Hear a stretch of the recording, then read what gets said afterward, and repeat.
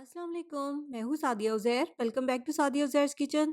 तो आज हम बनाएंगे बहुत ही सॉफ्ट सा चॉकलेट केक। इस केक को आप किसी भी वक्त बना सकते हैं जब भी आपका चॉकलेट केक खाने का मूड हो, क्योंकि बहुत ही आसान रेसिपी है और इसे हम बेक करेंगे विदाउट अवन पतीले में। तो चलिए बिना टाइम वेस्ट किए इस आसान सी रेसिपी को बनाना स्टार्ट करेंगे। बिस्मिल्लाहिर्रहमानिर्रहीम। तो सबसे पहले हम केक पैन को ग्रीस कर लेंगे। यहाँ पर मैंने 6 इंच का राउंड केक पैन लिया है। आप किसी भी केक पैन का इस्तेमाल कर सकते हैं। ग्रीस करने के बाद इस तरह से इसमें बटर पेपर लगा लेंगे। तो अब इसको एक साइड पे रख देंगे। अब तैयार करेंगे केक बैटर। केक बैटर बनाने के लिए यहाँ पर मैंने 80 ग्राम मैदा लिया है, जिसको मैंने इस तरह से अच्छे से टैप करके मेजरमेंट वाले हाफ कप में डाल लिया है, ताकि आपको अंदाजा हो सके कि मेजरमेंट वाले कप के अकॉर्डिंग ये मैदा कितना बनेगा।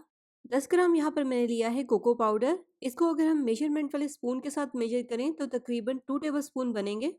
और इसके अलावा इसमें शामिल होगा 1/4 टी स्पून नमक।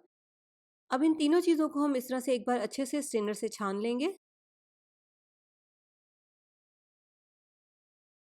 और एक बार इनको अच्छे से मिक्स भी कर लेंगे। तो मिक्स करने के बाद इनको एक साइड पे रखेंगे। अब नेक्स्ट यहाँ पर मैंने एक मिक्सिंग बाउल में लिए हैं 3 अंडे। इसमें शामिल करेंगे 90 ग्राम चीनी। और यहाँ पर मैंने 90 ग्राम चीनी को मेजरमेंट वाले हाफ कप में लिया है। आप देखें कप के हिसाब से 90 ग्राम चीनी इतनी बनेगी। तो अब चीनी और अंडों को इस तरह से एक बीटर की मदद से बहुत अच्छे से बीट करेंगे, कम से कम 6 से 7 मिनट तक। ये स्टेप इस केक के लिए बहुत इंपॉर्टेंट है, क्योंकि इसमें हम बेकिंग पाउडर या बेकिंग सोडा वगैरह कुछ भी शामिल नहीं करेंगे। केक बनाने के इसी मेथड की वजह से केक बहुत ही अच्छे से फूलेगा और साथ ही साथ बहुत ही सॉफ्ट और फ्लफी बनेगा। आप देखें 7 से 8 मिनट तक बीट करने के बाद यहाँ पर अंडे कितने फोमी हो गए हैं।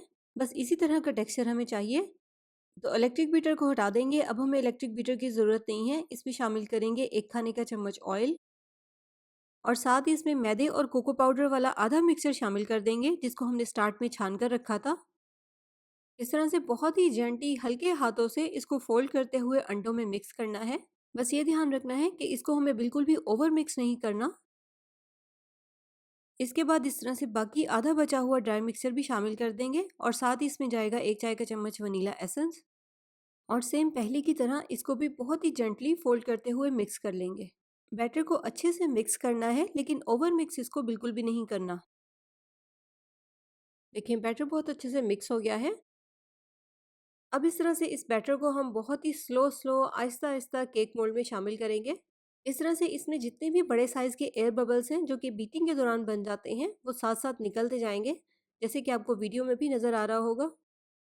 और इसी के साथ साथ अगर आपको ये रेसिपी पसंद आ रही है तो वीडियो को लाइक शेयर भी ज़रूर कर दीजिएगा।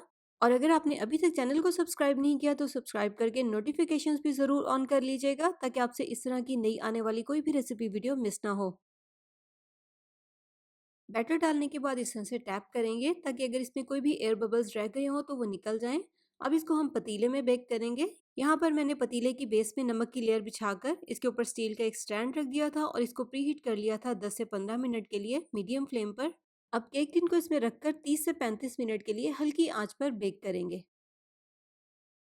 और नेक्स्ट अब हम 50 ग्राम क्रीम लेंगे और इसमें शामिल करेंगे 100 ग्राम मिल्क चॉकलेट। अब यहाँ पर दो ऑप्शंस हैं, आप चाहें तो इसको चूल्हे पर भी मेल्ट करके मिक्स कर सकते हैं, और सेकंड ऑप्शन में आप इसको 30-30 सेकंड के लिए माइक्रोवेव करते रहें और साथ साथ इसको बहुत अच्छे से मिक्स भी करते रहें, जब तक कि चॉकलेट अच्छे से मेल्ट होकर क्रीम में मिक्स हो जाए।